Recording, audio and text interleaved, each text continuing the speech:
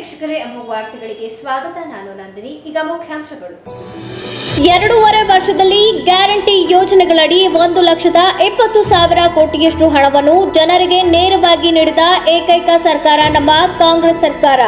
ಉಸ್ತುವಾರಿ ಸಚಿವ ಕೃಷ್ಣ ಬೈರೇಗೌಡ ಹೇಳಿಕೆ. ಸಮಸ್ಯೆಗಳನ್ನು ಶೀಘ್ರವಾಗಿ ಬಗೆಹರಿಸುವ ಉದ್ದೇಶದಿಂದ ಸರ್ಕಾರ ಜಾರಿಗೆ ತಂದ ಜನಸ್ಪಂದನ ಕಾರ್ಯಕ್ರಮವನ್ನು ಅಧಿಕಾರಿಗಳು ಗಂಭೀರವಾಗಿ ಪರಿಗಣಿಸದೆ ನಿರ್ಲಕ್ಷ್ಯ ವಹಿಸಿರುವುದು ಸರಿಯಲ್ಲ. ಅಧಿಕಾರಿಗಳ ವಿರುದ್ಧ ಆಕ್ರೋಶ ವ್ಯಕ್ತಪಡಿಸಿದ ಜಿಲ್ಲಾ ಉಸ್ತುವಾರಿ ಸಚಿವ ಕೃಷ್ಣ ಬೈರೇಗೌಡ. ಚಲಿಸುತ್ತಿದ್ದ ಖಾಸಗಿ ಬಸ್ ಬೆಂಕಿಗಾಹುತಿ, 36 ಪ್ರಯಾಣಿಕರು ಪ್ರಾಣಾಪಾಯದಿಂದ ಪಾರು. ಹಾಸನ ತಾಲೂಕಿನ ಶಾಂತಿಗ್ರಾಮ ಸಮೀಪ ತಡರಾತ್ರಿ ಘಟನೆ. ವಾರ್ತೆಗಳ ವಿವರ. 2.5 ವರ್ಷದಲ್ಲಿ ಗ್ಯಾರಂಟಿ ಯೋಜನೆಗಳಡಿ 1,20,000 ಕೋಟಿಯಷ್ಟು ಹಣವನ್ನು ಜನರಿಗೆ ನೇರವಾಗಿ ನೀಡಲಾಗಿದೆ. ಜನರ ಕೈಗೆ ಎಷ್ಟೊಂದು ಹಣ ಕೊಟ್ಟ ಸರ್ಕಾರ ಪ್ರಪಂಚದಲ್ಲಿ ಇದ್ದರೆ ಅದು ರಾಜ್ಯದ ಕಾಂಗ್ರೆಸ್ ಸರ್ಕಾರ ಎಂದು ಸಚಿವ ಕೃಷ್ಣ ಬೈರೇಗೌಡ ತಿಳಿಸಿದರು. ಪಟ್ಟಣದ ವಾರ್ಡ್ ನಂಬರ್ 2ರಲ್ಲಿನ ರೈಲ್ವೆ ನಿಲ್ದಾಣದ ರಸ್ತೆಯಲ್ಲಿ ನೂತನ ಕಾಂಗ್ರೆಸ್ ಭವನ ನಿರ್ಮಾಣಕ್ಕೆ ಭೂಮಿ ಪೂಜೆ ನೆರವೇರಿಸಿ ಮಾತನಾಡಿದ ಅವರು, ಕಾಂಗ್ರೆಸ್ ಸರ್ಕಾರ ಬಡವರು, ರೈತರ ಪರವಾಗಿ ಕೆಲಸ ಮಾಡುತ್ತಿದೆ. 1,20,000 ಕೋಟಿ ಹಣವನ್ನು ಜನಗಳ ಕೈಗೆ ನೇರವಾಗಿ ಕೊಟ್ಟಿದ್ದೇವೆ. ಇದನ್ನು ಯಾವ ಸರ್ಕಾರವೂ ಪ್ರಪಂಚದಲ್ಲಿ ಮಾಡಿಲ್ಲ. ಕರ್ನಾಟಕದಲ್ಲಿ ಮಾತ್ರ ಕಾಂಗ್ರೆಸ್ ಸರ್ಕಾರ ಮಾಡಿದೆ. ಒಬ್ಬ ಏಜೆಂಟ್ ಇಲ್ಲ, ಮಧ್ಯವರ್ತಿ ಇಲ್ಲ, ಕಮಿಷನ್ ಇಲ್ಲ, ಯಾವ ಕಚೇರಿಗೆ ಅಲೆಯುವ ಅವಶ್ಯಕತೆ ಇಲ್ಲದಂತೆ ಕೊಟ್ಟ ಮಾತಿನಂತೆ ನಡೆದುಕೊಂಡು ಗ್ಯಾರಂಟಿಗಳನ್ನು ಸಮರ್ಪಕವಾಗಿ ನೀಡಿದ ಏಕೈಕ ಕಾಂಗ್ರೆಸ್ ಸರ್ಕಾರ ನಮ್ಮದು. ಇನ್ನು ಕೆಲವು ರಾಜ್ಯಗಳಲ್ಲಿ ಘೋಷಣೆ ಮಾಡಿಯೂ ಮಾಡಲಾಗಿಲ್ಲ. ಇನ್ನು ಕೆಲವರು ಅರ್ಧ ಕೊಡಲಷ್ಟೇ ಸಾಧ್ಯವಾಗಿದೆ. ಒಂದು ಕುಟುಂಬಕ್ಕೆ ತಿಂಗಳೊಂದಕ್ಕೆ 5-6 ಸಾವಿರ ಸಿಗುತ್ತಿದೆ ಎಂದು ಹೇಳಿದರು.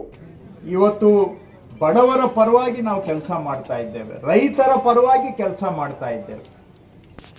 ಸುಮಾರು ಈಗ 1,20,000 ಕೋಟಿ 1,20,000 ಕೋಟಿ ನೇರವಾಗಿ ಜನಗಳ ಕೈಗೆ ನೇರವಾಗಿ ಹಣ ಕೊಟ್ಟಿರ್ತಕ್ಕಂಥದ್ದು ಪ್ರಪಂಚದಲ್ಲಿ ಯಾವ ಸರ್ಕಾರನೂ ಮಾಡಿಲ್ಲ. ಈ ರೀತಿಯಾಗಿ ಜನಗಳ ಕೈಗೆ ನೇರವಾಗಿ ದುಡ್ಡು ಕೊಡುವಂತ ಯೋಜನೆ ಯಾವ ಸರ್ಕಾರ ಪ್ರಪಂಚದಲ್ಲಿ ಮಾಡಿಲ್ಲ. ಅದು ಕರ್ನಾಟಕದಲ್ಲಿ ಮಾತ್ರ ಮಾಡಿದ್ದೇವೆ ಕಾಂಗ್ರೆಸ್ ಸರ್ಕಾರ. ಬೇರೆಯವರು ಘೋಷಣೆ ಮಾಡಿ ಕೆಲವರು ಮಾಡೇ ಇಲ್ಲ, ಇನ್ನು ಕೆಲವರು ಅರ್ಧಂಬರ್ಧ ಮಾಡಿದ್ದಾರೆ. ಅದರಲ್ಲಿ ಏನೇನೋ ನಡೆದಿರುವಂತಹ ಸರ್ಕಾರ ಅಂದ್ರೆ ಕರ್ನಾಟಕದ ಕಾಂಗ್ರೆಸ್ ಸರ್ಕಾರ. ನಾವೇನ್ ಮಾತು ಕೊಟ್ಟಿದ್ದೀವಿ, ಮಾತು ಪ್ರಕಾರ ನಡೆದಿದ್ದೇವೆ. ಈ ನಾವು ಮಾಡಿರುವ ಗ್ಯಾರಂಟಿ ಯೋಜನೆ ದಯವಿಟ್ಟು ಅರ್ಥ ಮಾಡ್ಕೊಳ್ಳಿ. ಒಬ್ಬ ಏಜೆಂಟ್ ಇಲ್ಲ, ಒಬ್ಬ ಮಧ್ಯವರ್ತಿ ಇಲ್ಲ, ರೂಪಾಯಿ ಕಮಿಷನ್ ಇಲ್ಲ, ತಿಂಗಳಿಗೆ ಯಾರ ಮನೆ ಬಾಗಿಲಿಗೆ ಹೋಗಿ ನಿಂತ್ಕೊಳ್ಳೋ ಅವಶ್ಯಕತೆ ಇಲ್ಲ, ಯಾವ ಕಚೇರಿಗೆ ಅಲ್ಲಿಯೋ ಅವಶ್ಯಕತೆ ಇಲ್ಲ. ನೀವು ಮನೆಯಲ್ಲಿರ್ಲಿ, ಎಲ್ಲಾದ್ರೂ ಇರ್ಲಿ, ಸರ್ಕಾರದ ನೆರವು 4.5 ಕೋಟಿ ಕನ್ನಡಿಗರಿಗೆ ಪ್ರತಿ ತಿಂಗಳು ನೇರವಾಗಿ ಅವರಿಗೆ ನೆರವು ಸಿಗ್ತಾ ಇದೆ. ಅದು ಗೃಹಲಕ್ಷ್ಮಿ ಇರಬಹುದು, ಅನ್ನಭಾಗ್ಯ ಇರಬಹುದು, ಗೃಹ ಜ್ಯೋತಿ ಇರಬಹುದು, ಶಕ್ತಿ ಇರಬಹುದು, ಯುವ ನಿಧಿ ಇರಬಹುದು. 5 ಯೋಜನೆಗಳು 4.5 ಕೋಟಿ ಕನ್ನಡಿಗರಿಗೆ ಪ್ರತಿ ದಿನ, ಪ್ರತಿ ತಿಂಗಳು ಅವರಿಗೆ ಸಹಾಯ ಆಗ್ತಾ ಇದೆ. ಅವ್ರ ಜೀವನಕ್ಕೆ ಒಂದೊಂದು ಕುಟುಂಬಕ್ಕೆ 5, 6, 7 ಸಾವಿರ ರೂಪಾಯಿ ಒಂದು ತಿಂಗಳಿಗೆ ಸಹಾಯ ಆಗ್ತಾ ಇದೆ ಸರ್ಕಾರದಿಂದ. ಪ್ರತಿ ಕುಟುಂಬಕ್ಕೆ ಒಂದು ತಿಂಗಳಿಗೆ 5, 6, 7 ಸಾವಿರ ರೂಪಾಯಿ ಒಂದೊಂದು ಕುಟುಂಬಕ್ಕೆ ನೆರವು ಸಿಗ್ತಾ ಇದೆ. ಗೃಹಲಕ್ಷ್ಮಿಯಲ್ಲಿ 2,000 ಬರುತ್ತೆ, ಗೃಹ ಜ್ಯೋತಿಯಲ್ಲಿ ಹೆಚ್ಚು ಕಮ್ಮಿ 1,000 ರೂಪಾಯಿ ಬರುತ್ತದೆ, ಬಸ್ಸಲ್ಲಿ ಓಡಾಡಿದ್ರೆ ಅದೊಂದಷ್ಟು ಬರ್ತದೆ, ಯುವ ನಿಧಿಯಲ್ಲಿ 3,000 ರೂಪಾಯಿ ಬರ್ತದೆ, 10 kg ನಾವು ಉಚಿತವಾಗಿ ಅಕ್ಕಿ ಕೊಡ್ತಾ ಇದ್ದೇವೆ, ಅದನ್ನ ಲೆಕ್ಕ ಹಾಕಿದ್ರೆ ಅದು ಒಂದಷ್ಟು ಅಮೌಂಟ್. ಎಲ್ಲ ಸೇರಿಸಿದ್ರೆ ಒಂದು ಕುಟುಂಬಕ್ಕೆ 5,000 ರೂಪಾಯಿಗಿಂತ ಹೆಚ್ಚು ಪ್ರತಿಯೊಂದು ಕುಟುಂಬಕ್ಕೂ ಹೆಚ್ಚು ಕಮ್ಮಿ ಆಲ್ಮೋಸ್ಟ್ 90% ಕುಟುಂಬಗಳಿಗೆ ಸಹಾಯ. ಕಾರ್ಯಕ್ರಮದಲ್ಲಿ ಲೋಕಸಭಾ ಸದಸ್ಯ ಶ್ರೇಯಸ್ ಎಂ ಪಟೇಲ್, ಮಾಜಿ ವಿಧಾನ ಪರಿಷತ್ ಸದಸ್ಯ ಗೋಪಾಲಸ್ವಾಮಿ, ಬ್ಲಾಕ್ ಕಾಂಗ್ರೆಸ್ ಅಧ್ಯಕ್ಷರಾದ ಜೆಎಂ ರಾಮಚಂದ್ರ, ಎಂಕೆ ಮಂಜೇಗೌಡ, ಕರ್ನಾಟಕ ವಿದ್ಯುತ್ ಕಾರ್ಖಾನೆ ಅಧ್ಯಕ್ಷ ಎಚ್.ಸಿ. ಲಲಿತ್ ರಾಘವ್, ಕೆಎಸ್ಐಸಿ ನಿಗಮದ ಮಾಜಿ ಅಧ್ಯಕ್ಷ, ಹುಡಾ ಅಧ್ಯಕ್ಷ Patel Shivappa, C V Rajappa, PLD bank ಅಧ್ಯಕ್ಷ ಮಂಜುನಾಥ್, ತಾಲೂಕು ಗ್ಯಾರಂಟಿ ಸಮಿತಿ ಅಧ್ಯಕ್ಷ ಎಲ್ಪಿ ಪ್ರಕಾಶ್ ಗೌಡ, ಕಾಂಗ್ರೆಸ್ ಮುಖಂಡರಾದ ಎಂ ಶಂಕರ್, ಎಚ್ಕೆ ಮಹೇಶ್, ಜಾವಗಲ್ ಮಂಜುನಾಥ್ ಹಾಜರಿದ್ದರು. ಜನರ ವಿವಿಧ ಸಮಸ್ಯೆಗಳನ್ನು ಶೀಘ್ರವಾಗಿ ಬಗೆಹರಿಸುವ ಉದ್ದೇಶದಿಂದ ಸರ್ಕಾರ ಜನಸ್ಪಂದನ ಕಾರ್ಯಕ್ರಮ ಜಾರಿಗೆ ತಂದಿದ್ದು, ಅಧಿಕಾರಿಗಳು ಅದನ್ನು ಗಂಭೀರವಾಗಿ ಪರಿಗಣಿಸದೆ ನಿರ್ಲಕ್ಷ್ಯ ವಹಿಸಿರುವುದು ಸರಿಯಲ್ಲ ಎಂದು ಜಿಲ್ಲಾ ಉಸ್ತುವಾರಿ ಸಚಿವ ಕೃಷ್ಣ ಬೈರೇಗೌಡ ಹೇಳಿದರು. ಜಿಲ್ಲಾ ಪಂಚಾಯಿತಿ ಹೊಯ್ಸಳ ಸಭಾಂಗಣದಲ್ಲಿ ಆಯೋಜಿಸಿದ್ದ ಜನಸ್ಪಂದನ ಕಾರ್ಯಕ್ರಮದಲ್ಲಿ ಸ್ವೀಕರಿಸಿದ ಅರ್ಜಿಗಳ ವಿಲೇವಾರಿ ಕುರಿತ ಸಭೆಯಲ್ಲಿ ಮಾತನಾಡುತ್ತಾ, ಜನಸಾಮಾನ್ಯರು ಬಡವರು ತಮ್ಮ ಸಮಸ್ಯೆ ಪರಿಹಾರಕ್ಕಾಗಿ ಕಚೇರಿಯಿಂದ ಕಚೇರಿಗೆ ಅಲೆದು ಸುಸ್ತಾಗುತ್ತಿದ್ದಾರೆ. ಈ ಬಗ್ಗೆ ಮಾಹಿತಿ ಇದ್ದರೂ ಅಧಿಕಾರಿಗಳು ಸೂಕ್ತ ಸ್ಪಂದನೆ ನೀಡಿಲ್ಲ. ಸಕಲೇಶಪುರ ತಹಸೀಲ್ದಾರ್ ಸುಪ್ರೀತಾ ಹಾಗೂ ತಾಲೂಕು ಪಂಚಾಯಿತಿ ಇಒ ಗಂಗಾಧರ್ ಅವರನ್ನು ಪ್ರಶ್ನಿಸಿದ ಸಚಿವರು, 4 ತಿಂಗಳಿನಿಂದ ಬಂದಿರುವ ಅರ್ಜಿಗಳಲ್ಲಿ ಎಷ್ಟು ವಿಲೇವಾರಿ ಮಾಡಿದ್ದೀರಿ ಎಂಬ ಸ್ಪಷ್ಟ ಮಾಹಿತಿ ನೀಡಬೇಕು. ಕೇವಲ ಕಚೇರಿಯಲ್ಲಿ ಕುಳಿತುಕೊಳ್ಳುವುದಲ್ಲ, ಜನರ ಸಮಸ್ಯೆಗಳಿಗೆ ಸ್ಪಂದಿಸಿ ಕೆಲಸ ಮಾಡಬೇಕು. RRT ಮತ್ತು 94C ಸಂಬಂಧಿತ ಅರ್ಜಿಗಳು ಹೆಚ್ಚಿನ ಸಂಖ್ಯೆಯಲ್ಲಿ ಬಂದಿದ್ದು, ತ್ವರಿತವಾಗಿ ಇತ್ಯರ್ಥಪಡಿಸಬೇಕು. ದುರಸ್ತಿ, ದಾರಿ ಸಮಸ್ಯೆ ಹಾಗೂ ನಕಾಶೆಯಲ್ಲಿ ದಾಖಲಾಗಿರುವ ರಸ್ತೆ ಒತ್ತುವರಿ ತೆರವು ಕುರಿತು ಬಂದಿರುವ ಅರ್ಜಿಗಳ ಬಗ್ಗೆ ಯಾವ ಕ್ರಮ ಕೈಗೊಂಡಿದ್ದೀರಿ ಎಂದು ಪ್ರಶ್ನಿಸಿದರು. ಇಒ ಗಂಗಾಧರ್ ಸರಿಯಾದ ಮಾಹಿತಿ ನೀಡದೇ ಇದ್ದಾಗ ಅಸಮಾಧಾನಗೊಂಡ ಸಚಿವರು, ಗ್ರಾಮ ಪಂಚಾಯಿತಿಯ ಗ್ರಾಮ ಠಾಣಾ ಜಾಗ ಒತ್ತುವರಿ ಬಗ್ಗೆ ಹೇಗೆ ಕ್ರಮ ಕೈಗೊಂಡಿಲ್ಲ, ಜನರು ಎಷ್ಟು ಬಾರಿ ಕಚೇರಿಗೆ ಅಲೆದಾಡಬೇಕು. ಇದಕ್ಕೆ ಪ್ರತಿಕ್ರಿಯಿಸಿದ ಗಂಗಾಧರ್, ಶೀಘ್ರ ಇತ್ಯರ್ಥಪಡಿಸುವುದಾಗಿ ಹೇಳಿದರು. ಇದಕ್ಕೆ ಸಚಿವರು, 4 ತಿಂಗಳಿನಿಂದ ಆಗದ ಕೆಲಸ ಈಗ ಹೇಗೆ ಸಾಧ್ಯ ಎಂದು ಕೇಳಿದರು. ಕೃಷಿ ಇಲಾಖೆಯ ರಮೇಶ್ ಕುಮಾರ್, ಮೆಕ್ಕೆಜೋಳ ಬೆಳೆಗೆ ರೋಗ ಬಾರದಂತೆ ಮುಂಜಾಗ್ರತಾ ಕ್ರಮ ಕೈಗೊಳ್ಳಲಾಗಿದೆ. ಮಂಡ್ಯ ಕೃಷಿ ವಿವಿಯಿಂದ ಬೀಜಗಳ ದೃಢೀಕರಣ ಮಾಡಲಾಗಿದ್ದು, 47 ಕಂಪನಿಗಳಿಂದ ಜೋಳ, ಅದರಲ್ಲಿ 14 ಕಂಪನಿಗಳ ಬೀಜಗಳನ್ನು ಈಗಾಗಲೇ ಸರಬರಾಜಾಗುತ್ತಿದೆ, ಪರಿಶೀಲಿಸಲಾಗಿದೆ. ಕಳೆದ ವರ್ಷಕ್ಕೆ ಹೋಲಿಸಿದರೆ ಈ ಬಾರಿ ಜಿಲ್ಲೆಯಲ್ಲಿ ಮಳೆ ಕೊರತೆ ಎದುರಾಗಿದ್ದು, ರೈತರಿಗೆ ಅಗತ್ಯ ಕೃಷಿ ಮಾಹಿತಿ ನೀಡಲಾಗುತ್ತಿದೆ. ತೋಟಗಾರಿಕೆ ಇಲಾಖೆ ಯೋಗೇಶ್ ಮಾತನಾಡಿ, ಆಲೂಗಡ್ಡೆ ಬಿತ್ತನೆ ಬೀಜ ಕುರಿತು ಜಿಲ್ಲಾಧಿಕಾರಿಗಳು ಹಾಗೂ ಅಧಿಕಾರಿಗಳೊಂದಿಗೆ ಸಭೆ ನಡೆಸಿ ಮುಂಜಾಗ್ರತಾ ಕ್ರಮ ಕೈಗೊಳ್ಳಲಾಗಿದೆ. ಈಗಾಗಲೇ ಪಂಜಾಬಿನಿಂದ 3 ಲಕ್ಷ ಬ್ಯಾಗ್ ಬಿತ್ತನೆ ಬೀಜ ತರಿಸಲಾಗಿದ್ದು, ಜಿಲ್ಲೆಗೆ ಒಟ್ಟು 37 ಬ್ರ್ಯಾಂಡ್ಗಳ ಆಲೂಗಡ್ಡೆ ಬೀಜ ಆಗಮಿಸಿದೆ. ಅದರಲ್ಲಿ 5 ಬ್ರ್ಯಾಂಡ್ಗಳು ಮಾರಾಟಕ್ಕೆ ಯೋಗ್ಯವಲ್ಲ ಎಂದು ತಿಳಿದು ಬಂದಿದೆ.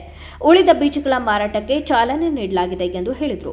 ಸಭೆಯಲ್ಲಿ ಸಂಸದ ಶ್ರೇಯಸ್ ಪಟೇಲ್, ಜಿಲ್ಲಾಧಿಕಾರಿ ಕೆಎಸ್ ಲತಾ ಕುಮಾರಿ, ಜಿಲ್ಲಾ ಪಂಚಾಯಿತಿ ಸಿಇಒ ಶುಭಂ ಶುಕ್ಲಾ, ಎಸ್ಪಿ ಶುಭನ್ವಿತಾ, ಡಿಎಫ್ಒ ಸೌರಭ್ ಕುಮಾರ್ ಹಾಜರಿದ್ದರು. ಮಂಗಳೂರಿನಿಂದ ಬೆಂಗಳೂರಿಗೆ ತೆರಳುತ್ತಿದ್ದ ಖಾಸಗಿ ಬಸ್ಸೊಂದು ಏಕಾಏಕಿ ಬೆಂಕಿಗಾಹುತಿಯಾದ ಘಟನೆ ತಾಲೂಕಿನ ಶಾಂತಿಗ್ರಾಮ ಸಮೀಪ ತಡರಾತ್ರಿ ನಡೆದಿದೆ. ಚಾಲಕನ ಸಮಯ ಪ್ರಜ್ಞೆಯಿಂದ ಬಸ್ಸಿನಲ್ಲಿದ್ದ 36 ಮಂದಿ ಪ್ರಯಾಣಿಕರು ಕೂದಲೆಳೆ ಅಂತರದಲ್ಲಿ ಪ್ರಾಣಾಪಾಯದಿಂದ ಪಾರಾಗಿದ್ದಾರೆ. ಮಂಗಳೂರಿನಿಂದ ಬೆಂಗಳೂರಿನತ್ತ ಸಂಚರಿಸುತ್ತಿದ್ದ ಖಾಸಗಿ ಬಸ್ಸಿನ ಟೈರ್ ಸ್ಫೋಟಗೊಂಡ ಪರಿಣಾಮ ಮೊದಲು ಹೊಗೆ ಕಾಣಿಸಿಕೊಂಡಿದೆ. ಬಳಿಕ ಭಾರಿ ಪ್ರಮಾಣದಲ್ಲಿ ಬೆಂಕಿ ಕಾಣಿಸಿಕೊಂಡಿತೆನ್ನಲಾಗಿದೆ. ಪರಿಸ್ಥಿತಿಯನ್ನು ಗಮನಿಸಿದ ಚಾಲಕ ತಕ್ಷಣ ಬಸ್ಸನ್ನು ರಸ್ತೆ ಬದಿಗೆ ನಿಲ್ಲಿಸಿ ಪ್ರಯಾಣಿಕರನ್ನು ಸುರಕ್ಷಿತವಾಗಿ ಕೆಳಗಿಳಿಸಿದ್ದಾನೆ. ಘಟನೆಯಲ್ಲಿ ಯಾವುದೇ ಪ್ರಾಣಹಾನಿ ಸಂಭವಿಸದಿದ್ದರೂ ಕೆಲ ಪ್ರಯಾಣಿಕರ ಮೊಬೈಲ್ ಫೋನ್, ಲಗೇಜ್ ಹಾಗೂ ಇತರೆ ವಸ್ತುಗಳು ಬೆಂಕಿಗೆ ಆಹುತಿಯಾಗಿವೆ ಎಂದು ತಿಳಿದು ಬಂದಿದೆ. ಸುದ್ದಿ ತಿಳಿದ ತಕ್ಷಣ ಸ್ಥಳಕ್ಕೆ ಅಗ್ನಿಶಾಮಕ ದಳದ ಸಿಬ್ಬಂದಿ ಹಾಗೂ ಪೊಲೀಸರು ಭೇಟಿ ನೀಡಿ ಬೆಂಕಿ ನಂದಿಸುವ ಕಾರ್ಯಾಚರಣೆ ನಡೆಸಿ ಪರಿಶೀಲನೆ ನಡೆಸಿದರು. ಕನಕದಾಸರು ಸಾಮಾಜಿಕ ಅವ್ಯವಸ್ಥೆಯನ್ನು ಸರಿ ಮಾಡಲು ಪ್ರಾಮಾಣಿಕ ಪ್ರಯತ್ನ ಮಾಡಿದ್ದರಿಂದ ಅವರನ್ನು ವಿಶ್ವ ಮಾನವರಾಗಿ ಕಾಣಬೇಕು ಎಂದು ಮುಖ್ಯಮಂತ್ರಿ ಸಿದ್ದರಾಮಯ್ಯ ತಿಳಿಸಿದರು. ಕನ್ನಡ ಮತ್ತು ಸಂಸ್ಕೃತಿ ಇಲಾಖೆ ಹಾಗೂ ಸಂತ ಕನಕದಾಸ ಮತ್ತು ತತ್ವ ಪದಕಾರರ ಅಧ್ಯಯನ ಕೇಂದ್ರ ಕಲಾಗ್ರಾಮ ಮಲ್ಲತ್ತನಹಳ್ಳಿಯಲ್ಲಿ ಆಯೋಜಿಸಿದ್ದ ಕನಕದಾಸರ ಸಮಗ್ರ ಸಾಹಿತ್ಯ ಅನುವಾದ ಸಂಪುಟಗಳ 40 ಕೃತಿಗಳನ್ನು ಬಿಡುಗಡೆ ಮತ್ತು ಕನಕ ಶಿಲ್ಪವನ್ನು ಲೋಕಾರ್ಪಣೆ ಮಾಡಿ ಮಾತನಾಡಿದ ಅವರು, ಕನಕದಾಸರು ಭಕ್ತಿ ಪಂಥದ ಕವಿ. ಭಕ್ತರಲ್ಲದೆ ಸಮಾಜದ ಅಂಕುಡೊಂಕುಗಳನ್ನು ತಿದ್ದುವ ಮೂಢನಂಬಿಕೆಗಳ ವಿರುದ್ಧ ಕೆಲಸ ಮಾಡಿದ ಸಮಾಜ ಸುಧಾರಕರು ಹೌದು. ಕನಕದಾಸರ ಬಗ್ಗೆ ಇಂದಿನ ಪೀಳಿಗೆ ಅರಿತುಕೊಳ್ಳಬೇಕು. ಇಂದಿಗೂ ಕನಕದಾಸರು ಹಾಗೂ ಬಸವಣ್ಣ ಬಯಸಿದ ಸಮಾಜ ನಿರ್ಮಾಣ ಆಗಿಲ್ಲ. ಸಮಾಜದ ಕನಸು ಕಂಡ ಇವರ ಬಗ್ಗೆ ಇಂದಿನ ಪೀಳಿಗೆ ಅರಿತುಕೊಳ್ಳುವುದು ಅವಶ್ಯ. ವಚನ ಸಾಹಿತ್ಯ ಅನೇಕ ಭಾಷೆಗಳಿಗೆ ತರ್ಜಮೆಯಾಗಿದ್ದು, ದಾಸ ಸಾಹಿತ್ಯವೂ ಅನೇಕ ಭಾಷೆಗಳಲ್ಲಿ ಪ್ರಚಾರವಾಗುತ್ತಿರುವುದು ಶ್ಲಾಘನೀಯ. ಕನಕದಾಸರ ಸಾಹಿತ್ಯ ಬೇರೆ ರಾಜ್ಯಗಳಿಗೂ ತಲುಪುತ್ತಿರುವುದು ಸಂತಸದ ಸಂಗತಿ. ಕನಕದಾಸರು ಬಹುಮುಖ ಪ್ರತಿಭೆಯಾಗಿದ್ದರು. ಕನಕದಾಸರ ಸಾಹಿತ್ಯ ಸೃಷ್ಟಿ ಅದ್ಭುತವಾಗಿತ್ತು. 350ಕ್ಕೂ ಹೆಚ್ಚು ಕೀರ್ತನೆಗಳನ್ನು ರಚಿಸಿದ್ದಾರೆ ಎಂದು ಹೇಳಿದರು. ಕನಕದಾಸರು ಬರೀ ಭಕ್ತಿ ಪಂಥದಲ್ಲಿ ಭಕ್ತ ಅಷ್ಟೇ ಅಲ್ಲ,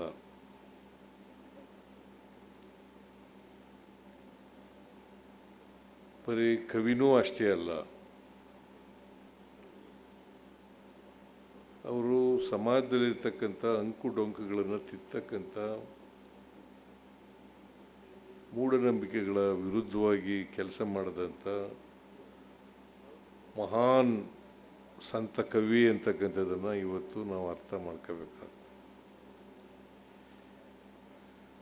ಭಾಳ ಜನ ಅವರನ್ನು ದಾಸರು, ಭಕ್ತಿ ಪಂಥದಲ್ಲಿದ್ದಂಥವರು ಅಷ್ಟಕ್ಕೆ ಸೀಮಿತಗೊಳಿಸ್ತಕ್ಕಂಥ ಕೆಲಸವನ್ನು ಮಾಡ್ತಾರೆ. ಅವರ ಇನ್ನೊಂದು ಮುಖ ಏನಪ್ಪ ಅಂತಂದರೆ, ನಮ್ಮ ಸಮಾಜದಲ್ಲಿರ್ತಕ್ಕಂಥ ಸಾಮಾಜಿಕ ಅವ್ಯವಸ್ಥೆ ಇದೆಯಲ್ಲ,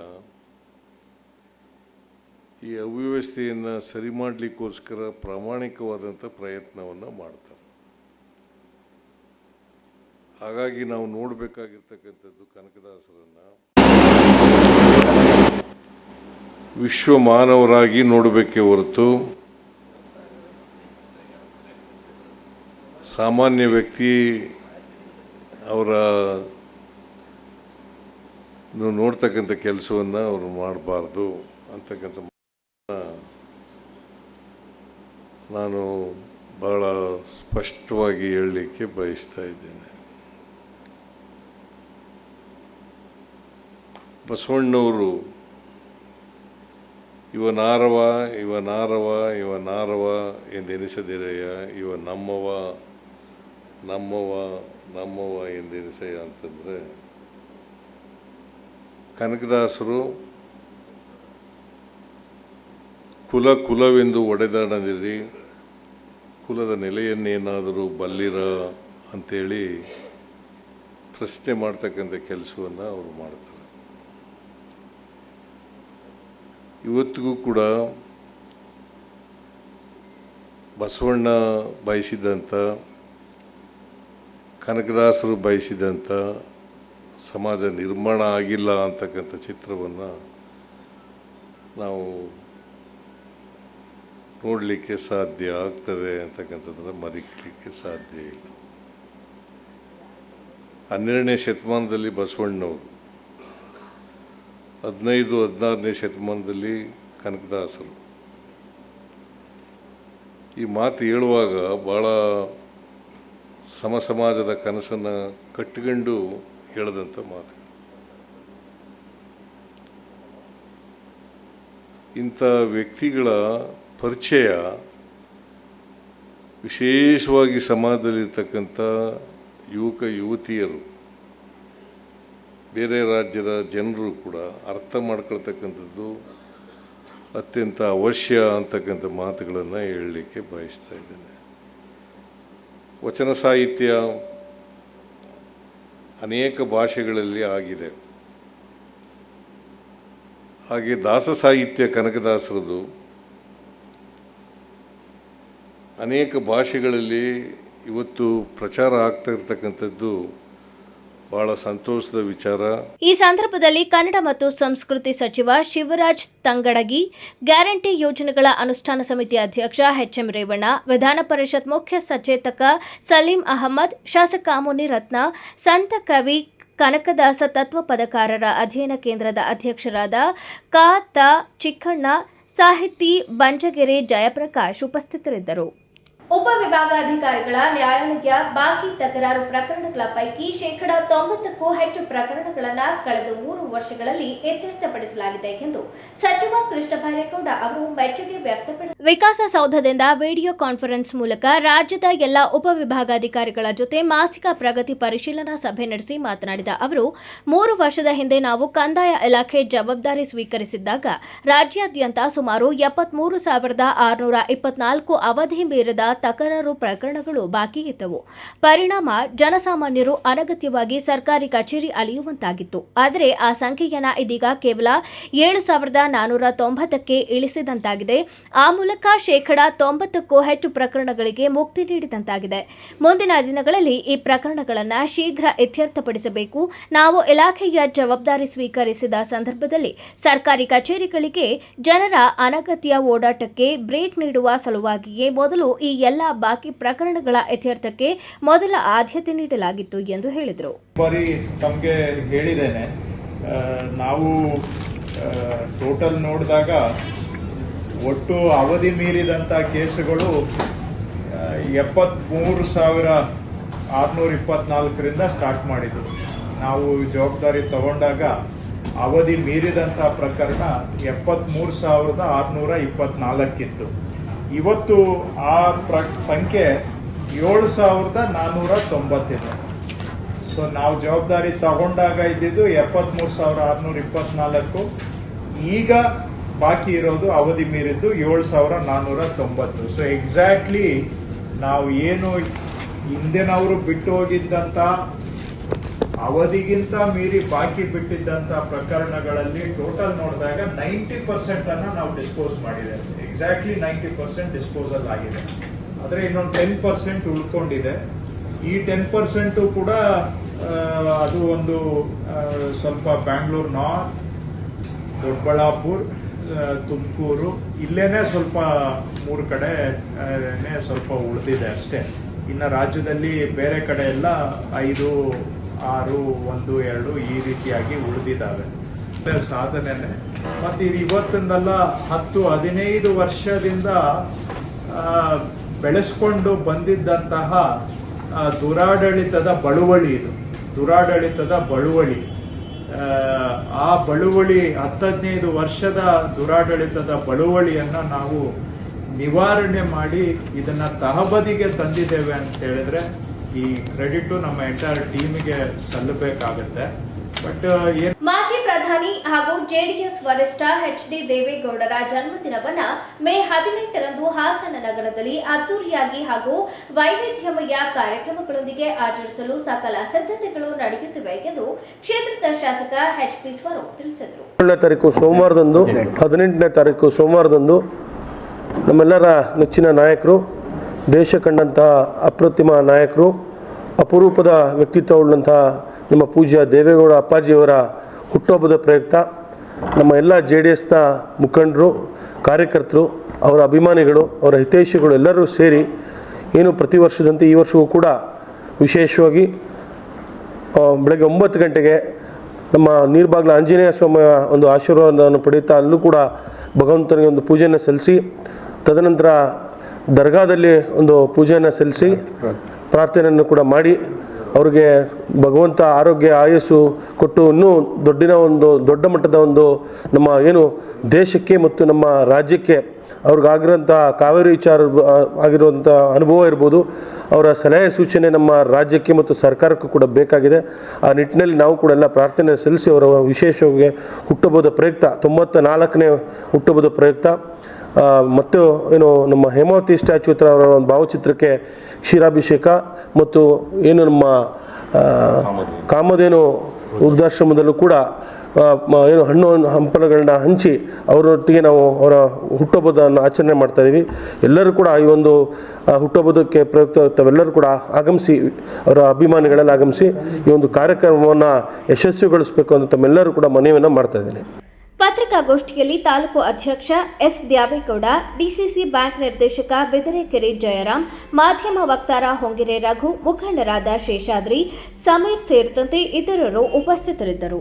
ಈಗ ಜಾಹೀರಾತು. ರತ್ನಂ ಸಿಲ್ಕ್ಸ್ ಹಾಸನದ ಜನಮನ ಗೆದ್ದಿರುವ ನಂಬರ್ 1 ರೇಷ್ಮೆ ಹಾಗೂ ಫ್ಯಾನ್ಸಿ ಸೀರೆಗಳ ಎಕ್ಸ್ಕ್ಲೂಸಿವ್ ಶೋರೂಮ್.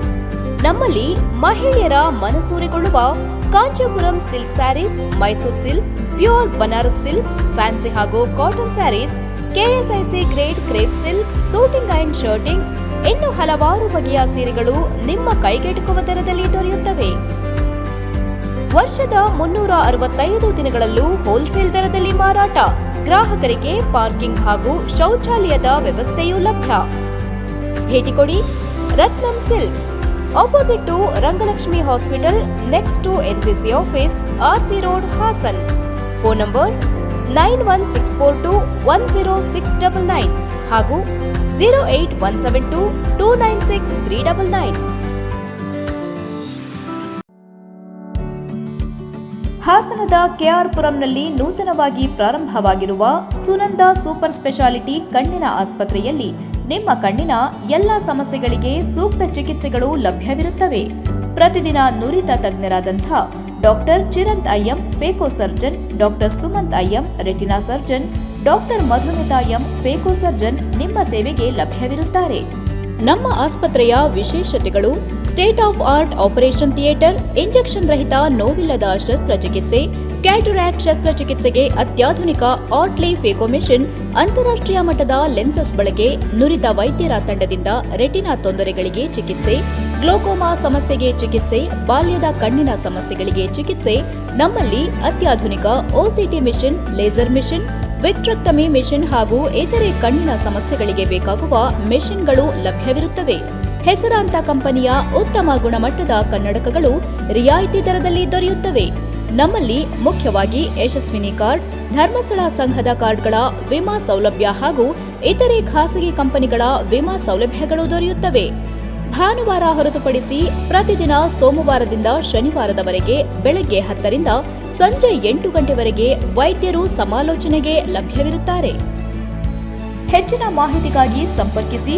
ಹಾಸನದ ನಮ್ಮ ವಿಳಾಸ HAR ಆರ್ಕೇಡ್ 4ನೇ ಕ್ರಾಸ್, ಸಂಪಿಗೆ ರಸ್ತೆ, KR Puram, Hassan. Phone number 9036033343, 9353737288. ತಿಪಟೂರಿನಲ್ಲಿ ಕಳೆದ 3 ವರ್ಷಗಳಿಂದ ಸುನಂದ ಕಣ್ಣಿನ ಆಸ್ಪತ್ರೆ ಕಾರ್ಯನಿರ್ವಹಿಸುತ್ತಿದ್ದು ರೋಗಿಗಳ ಮೆಚ್ಚುಗೆ ಗಳಿಸಿದೆ ಎಂದು ತಿಳಿಸಲು ಆಶಿಸುತ್ತೇವೆ. ತಿಪಟೂರಿನ ನಮ್ಮ ವಿಳಾಸ NH 206, ಹಾಸನ್ ಸರ್ಕಲ್ ಹತ್ತಿರ ಇಂಡಿಯನ್ ಆಯಿಲ್ ಪೆಟ್ರೋಲ್ ಬಂಕ್ ಪಕ್ಕ, ತಿಪಟೂರು. ಫೋನ್ ನಂಬರ್ಸ್ 8310505620 ಮತ್ತು 08023901908. ಸಕಲೇಶಪುರದಲ್ಲಿ ಸುನಂದ ಸೂಪರ್ ಸ್ಪೆಷಾಲಿಟಿ ಕಣ್ಣಿನ ಆಸ್ಪತ್ರೆಯ ವಿಷನ್ ಸೆಂಟರ್ ತೆರೆಯಲಾಗಿದ್ದು ಸೋಮವಾರ ಮತ್ತು ಗುರುವಾರ ನೇತ್ರ ತಜ್ಞರು ಸಮಾಲೋಚನೆಗೆ ಲಭ್ಯವಿರುತ್ತಾರೆ. ಸಕಲೇಶಪುರದ ನಮ್ಮ ವಿಳಾಸ Srinivasa nursing home, 2nd floor, BM road, Sakleshpur. Phone number 7975318630.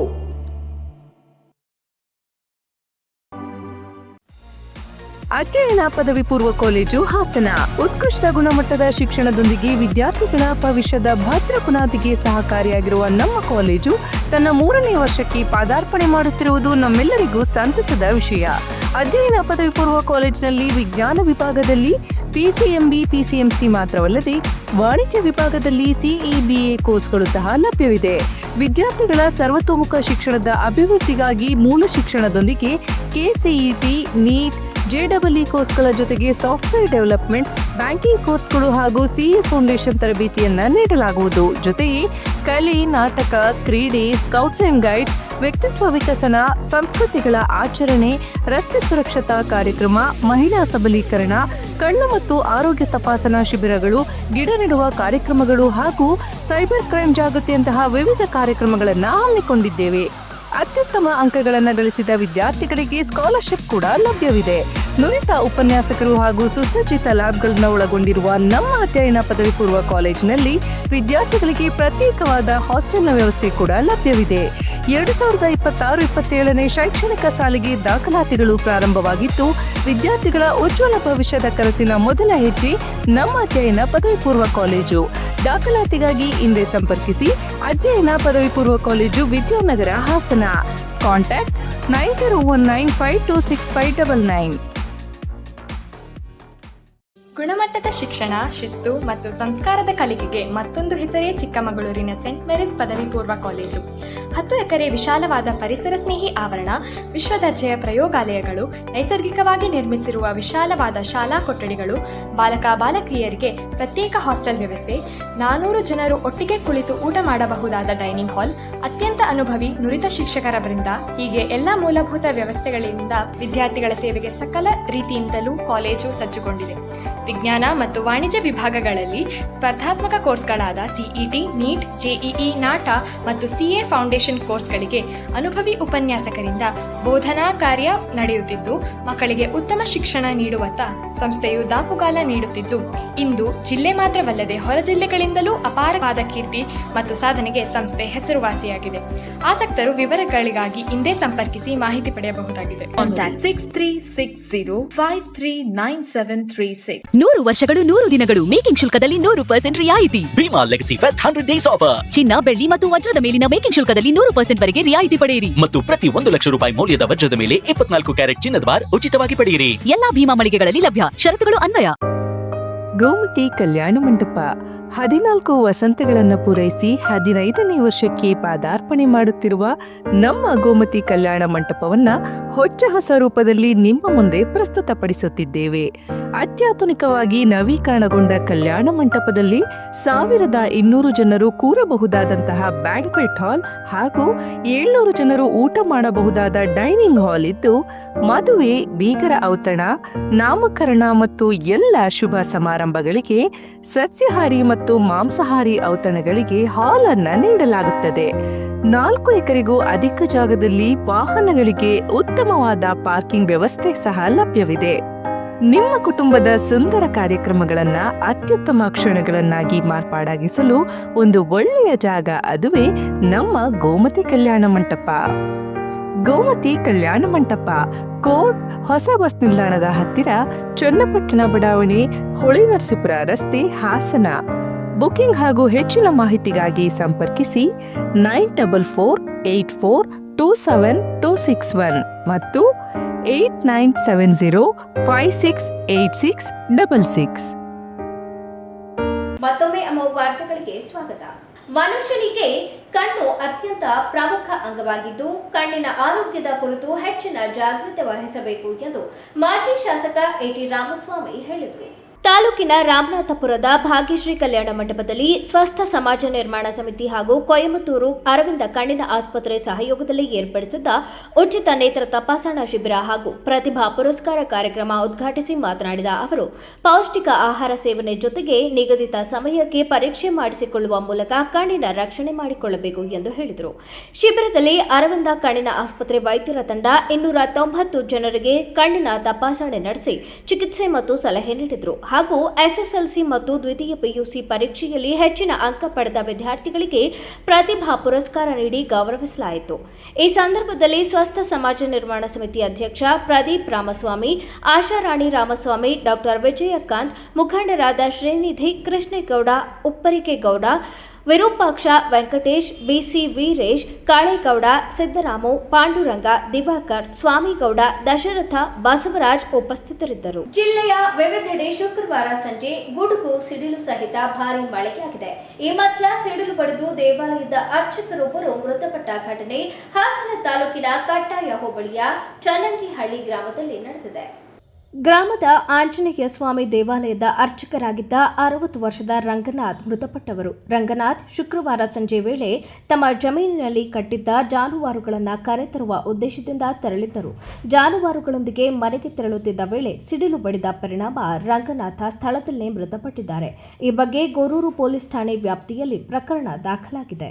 Belur ಪಟ್ಟಣದ ಹರ್ಡಿಕರ್ ಪುತ್ಥಳಿ ಹಾಗೂ ಕೆಂಪೇಗೌಡ ಪ್ರತಿಮೆಗೆ ಹಲವು ದಿನಗಳ ಹಿಂದೆ ಹಾಕಲಾಗಿದ್ದ ಹೂವಿನ ಹಾರಗಳು ಒಣಗಿ ಬಾಡಿದ್ದರೂ ಸಂಬಂಧಪಟ್ಟವರು ತೆರವುಗೊಳಿಸದ ಹಿನ್ನೆಲೆ ಪುರಸಭೆ ಮಾಜಿ ಅಧ್ಯಕ್ಷ ಎಆರ್ ಅಶೋಕ್ ಸ್ವಚ್ಛತಾ ಕಾರ್ಯ ನಡೆಸಿದರು. ಪ್ರತಿಮೆಗಳ ಮೇಲೆ ಹಾಕಿದ್ದ ಹೂವಿನ ಹಾರಗಳು ಒಣಗಿ ಅಸಮರ್ಪಕವಾಗಿ ಕಾಣಿಸುತ್ತಿದ್ದ ಕಾರಣ ಸಾರ್ವಜನಿಕ ವಲಯದಲ್ಲಿ ಅಸಮಾಧಾನ ವ್ಯಕ್ತವಾಗಿತ್ತು. ಈ ಹಿನ್ನೆಲೆಯಲ್ಲಿ ತಮ್ಮ ಸ್ನೇಹಿತರೊಂದಿಗೆ ಸೇರಿಕೊಂಡು ಹಾರಗಳನ್ನು ತೆರವುಗೊಳಿಸಿದ ಅಶೋಕ್ ನಂತರ ಮಾತನಾಡಿ, ಪ್ರತಿಮೆಗಳಿಗೆ ಗೌರವ ಕೊಡುವುದು ಎಂದರೆ ಕೇವಲ ಹಾರ ಹಾಕುವುದಲ್ಲ, ಅದರ ಸ್ವಚ್ಛತೆಯನ್ನು ಕಾಪಾಡುವುದು ಮುಖ್ಯ. ಹೂವಿನ ಹಾರ ಹಾಕಬೇಕಾದರೆ ಇರುವಂತಹ ಪ್ರೀತಿ, ಗೌರವ ಎಲ್ಲರಿಗೂ ಇರುತ್ತೆ. ಆದರೆ ಅದೇ ಹಾರ ಒಣಗಿ ಬಾಡಿ ಪ್ರತಿಮೆಯ ಮೇಲೆ ಕೆಟ್ಟದಾಗಿ ಕಾಣುತ್ತಿದ್ದರೂ ಅದನ್ನು ತೆಗೆಯಬೇಕು ಅನ್ನೋ ಮನಸ್ಥಿತಿ ಯಾರಿಗೂ ಇಲ್ಲ. ಹಾರ ಹಾಕಿಸಿಕೊಂಡು ಪೇಪರ್ನಲ್ಲಿ ಫೋಟೋ ಹಾಕಿಸಿಕೊಳ್ಳುವುದು ಮಾತ್ರ ಸಾಕಾಗಬಾರದು. ಬೇಲೂರು ವಿಶ್ವ ಪರಂಪರೆ ತಾಣ, ಹೊರಗಡೆಯಿಂದ ಸಾವಿರಾರು ಜನ ಬರುತ್ತಾರೆ. ಇಲ್ಲಿ ಇರುವ ಪ್ರತಿಮೆಗಳು ಸ್ವಚ್ಛವಾಗಿರಬೇಕು. ಹಾರ, ಮಾವಿನ ಸೊಪ್ಪು, ಬಾಳೆಕಂದು ಎಲ್ಲವನ್ನೂ ಸಮಯಕ್ಕೆ ತೆಗೆದು ಸ್ವಚ್ಛತೆ ಕಾಪಾಡಬೇಕು ಎಂದು ಅನೇಕ ಬಾರಿ ಹೇಳಿದ್ದರೂ ಕ್ರಮ ಆಗಿಲ್ಲ. ಪುರಸಭೆ ಅಧಿಕಾರಿಗಳಿಗೂ ಈ ಬಗ್ಗೆ ಹಲವು ಬಾರಿ ತಿಳಿಸಿದ್ದರೂ ಯಾವುದೇ ಸ್ಪಂದನೆ ಸಿಗದ ಹಿನ್ನೆಲೆ ಕೊನೆಗೆ ತಾವೇ ಮುಂದೆ ಬಂದು ಸ್ವಚ್ಛತಾ ಕಾರ್ಯ ಕೈಗೊಂಡಿದ್ದೇವೆ ಎಂದು ಹೇಳಿದರು. ಹರ್ಡಿಕರ್ ಅವರಿಗೆ ಹಾಕ್ಬೇಕಾದ್ರೆ ಇರೋಂಥ ಪ್ರೀತಿ, ಹೂವಿನ ಹಾರನ್ನ ಹಾಕಿಸ್ಕೊಂಡು ಪೇಪರಲ್ಲಿ ಹಾಕಿಸ್ಕೊಂಡು ವಿಚಾರ ವಿನಿಮಯನ ತಿಳಿಸ್ತೀರ ತಾವು, ಯಾರು ಹಾಕ್ತೀರಾ ಅವರು. ಅದೇನೆ ಆ ಹಾರ ಮಗ್ಗಿ ಮತ್ತದು ಆ ಹಾರ ಈ ಸ್ಟ್ಯಾಚ್ಯೂದಲ್ಲಿ ವಿಚಿತ್ರವಾಗಿ ಕಾಣ್ತಾ ಇರುತ್ತೆ. ಆವಾಗ ನಮಗೆ ತೆಗಿಬೇಕು ಅನ್ನೋ ಒಂದು ಮನಸ್ಥಿತಿ ಯಾರಿಗೂ ಇರಲ್ಲ.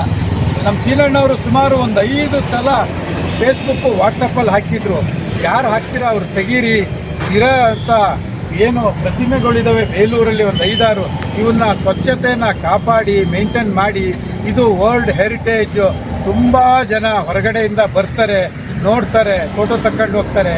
ಹಾಗಾಗಿ ಇದನ್ನ ಬಗ್ಗೆ ಗಮನ ಹರಿಸಿ ಅಂತ ಹೇಳಿ ಎಷ್ಟು ಹೇಳಿದರೂ ಸಹ ತೆಗೆದೇ ಇದ್ದ ಕಾರಣಕ್ಕೆ ನನ್ನ ಹತ್ರ ಬಂದು ಕೇಳ್ಕೊಂಡಾಗ ಆಯಿತು ನಡ್ರಿ ನೀವೇ ತೆಗಿಯೋಣ, ಇನ್ನು ಮುಂದೆ ನಮ್ದು ಇದೇ ಕೆಲಸ. ಇನ್ನು ಯಾವ ಪ್ರತಿಮೆಯಲ್ಲಿ ಯಾರು ಏನು ಹಾರ ಹಾಕೋಗಿರ್ತಾರೆ ಅಂಥದ್ದನ್ನು ತೆಗಿಯೋ ಕೆಲಸನ ನಾವು ಮುಂದಿನ ದಿನಗಳಲ್ಲಿ ನಾವು ಮಾಡ್ತೀವಿ ಅಂತ ಈ ಒಂದು ಸಂದರ್ಭದಲ್ಲಿ ಹೇಳ್ತಾ, ಯಾವುದೇ ಕಾರ್ಯಕ್ರಮ ಆದರೂ ಸಹ ಬಂದು ಯಾರು ಪ್ರತಿಮೆಗೆ ಹಾರ ಹಾಕ್ತೀರ ಅವರು ಮತ್ತೆ ಸ್ವಚ್ಛತೆಯನ್ನು ಕಾಪಾಡಿ ಅದ್ರ ಬಗ್ಗೆ ಗಮನ ಹರಿಸಿ ಈ ಹಾರನ ತೆಗೆಯುವಂಥ ಕೆಲಸನ ಮಾಡಬೇಕು ಅಂತ ಈ ಒಂದು ಸಂದರ್ಭದಲ್ಲಿ.